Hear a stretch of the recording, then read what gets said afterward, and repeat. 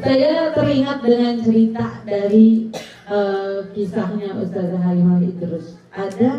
Beliau itu menceritakan ketika lagi di satu pengajian, dan Ustazah Halimah Idrus ini gak dikasih tahu kalau di pengajian itu yang datang dikasih nomor. Ternyata nomor itu adalah door prize, ya. Terus Masya Allahnya Bu, ketika sudah dikasih ke door prize, namanya orang nggak tahu ya, dikasih nomor udah asal taruh aja. Ternyata di akhir pengajian dikocok itu hadiahnya berangkat umroh. Kocok deh tuh sama Ustazah Halimah Idrus, disebutin nomor sekian sekian, ya belum dikasih tahu nih jamaah kalau bahwasanya door prize-nya adalah umroh, belum dikasih tahu. Siapa yang nomornya sekian sekian?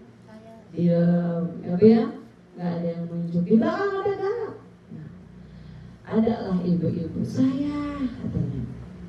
Sini Bu, benar nomornya sekian sekian, ya.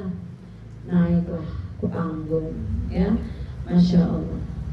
Ibu itu dengan penuh haru, ya, senang gembira dipanggil bisa ke depan.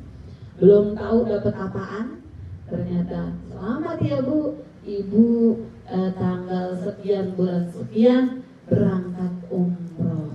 Wah, Masya Allah, semua pada terharu ya Bu, semuanya pada Masya Allah. Dan ibu itu pun langsung nangis, langsung jatuh, ibaratnya itu udah kaget ya, lemes gitu.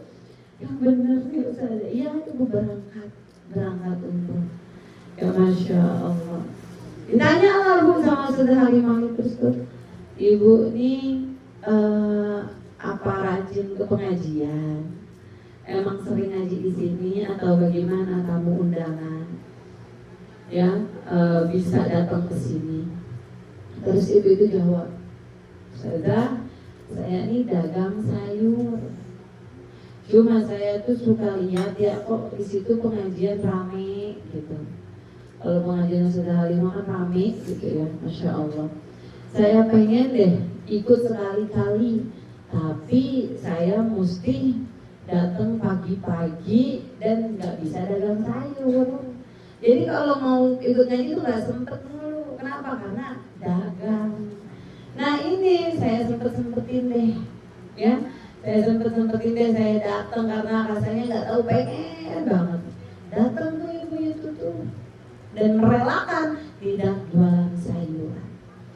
Dan memang Ustazah, dari setiap saya jualan sayur tiap hari itu ada celengan yang khusus saya niatin saya mau berangkat haji atau berangkat umroh.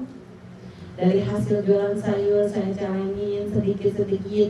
Dan saya tuh punya kalender di rumah, ada gambarnya Ka'bah. Saya gunting tuh kalendernya, gambarnya doang tuh yang saya tempel di depan kamar saya, tempat tidur saya. Jadi kalau saya capek pulang dagang atau saya istirahat, itu saya sambil tiduran, sambil liatin Ka'bah, sambil saya baca sholawat. Kadang sampai 1000, kadang bahkan lebih, kadang sampai saya ketiduran. Saya baca sholawat sambil nandang Ka'bah sampai saya tidur di tempat tidur saya. Masya Allah. Dan itulah ternyata salah satunya, yaitu doa yang tidak disangka-sangka, rizkinya min haitsu la yahtasib, ya, datangnya dari jalan yang tidak diduga-duga. Maka kita nggak boleh putus asa. Manusia nggak boleh putus asa. Jangan sampai, apalagi kita bilang saya mah orang nggak punya, saya mah orang ya makan aja susah. Nggak boleh bilang seperti itu. Ya Bu ya? Atau saya dompetnya lagi kering, lagi nggak ada duit, bener-bener nanti duitnya nggak ada, hilang. Jadi nggak boleh bilang seperti ya tadi, seperti Ananda Huwaidah ya Bu ya, mengatakan itulah ucapan adalah doa. Makanya ucap yang baik-baik aja. Jangan ucap yang jelek-jelek. Aduh, saya mah sakit-sakitan Ustazah. Bener, agak sehat-sehat, sakit mulu. Ya, jadinya hati-hati kalau ngomong, ya. Maka setiap perkataan itu adalah doa. Jangankan perkataan, nama aja doa. Kita namain anak, kita panggilin terus anak kita, itu sama dengan kita mendoakan anak kita. Jadi Masya Allah, kita nggak boleh sembarangan. Itu masih di area yang belum, ibaratnya bukan tanah suci, bukan tanah haram, ya Bu ya. Masih di Indonesia tuh.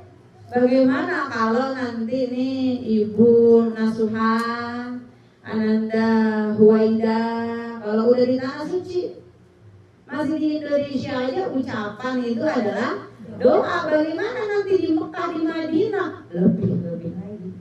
Jangan di Mekah, di Madinah nggak boleh berkata buruk sedikit pun. Ada hewan yang mungkin menurut kita hewan itu jelek, jangan dibilang jelek.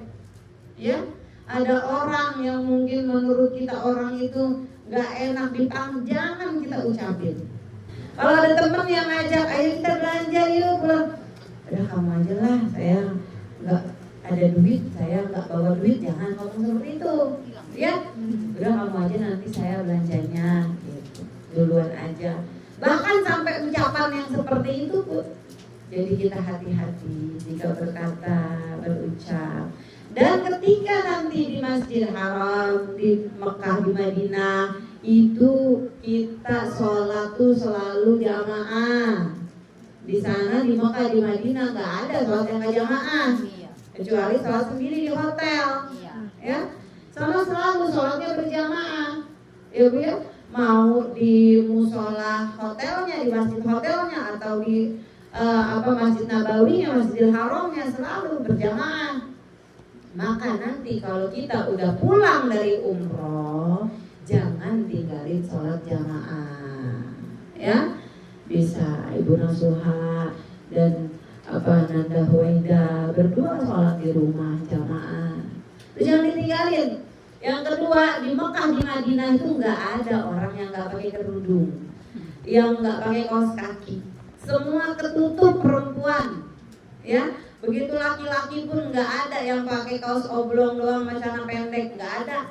Atau laki-laki bapak-bapak pakai celana pendek doang, nggak pakai kaos, nggak pakai baju, nggak ada. Semua tutup rapat auratnya. Itu di Mekah, di Madinah. Maka ketika pulang ke rumah jangan sampai auratnya terbuka, dijaga. Ya. Jadi suasana yang di Mekah, di Madinah tuh dibawa ke Indonesia. Itulah ciri-ciri umroh yang mabrurah. Insya Allah. Ya. Maka ketika hati kita udah niat mau ibadah kepada Allah, maka niatkan juga perbuatan kita, ucapan kita. Mudah-mudahan bisa berubah menjadi lebih baik lagi, bisa mendekatkan diri kepada Allah Subhanahu wa Ta'ala. Insya Allah. Nah, mungkin hanya itu saja yang dapat saya sampaikan. Kurang dan lebihnya mohon doa dan maaf yang seluas-luasnya. Akhirul kalam wassalamualaikum warahmatullahi wabarakatuh. Waalaikumsalam warahmatullahi